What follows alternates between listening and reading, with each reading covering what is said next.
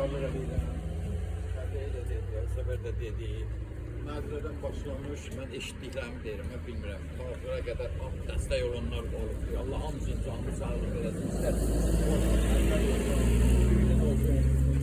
Kabizədən də olubdular, eşitmişəm.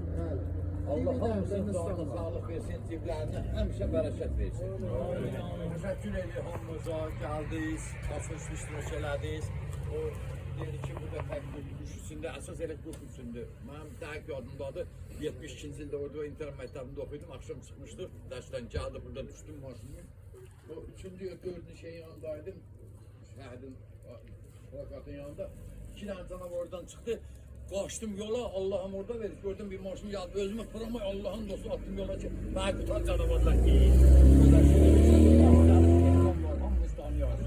Və indi soruşsa deyəndə, apardı gördü, kəndə qayıtdı yatdı. Yəni demək istəyirəm, balaca olmağına baxmayın. Çünki balaca bir şeydir, çox böyük bir şeydir həm də.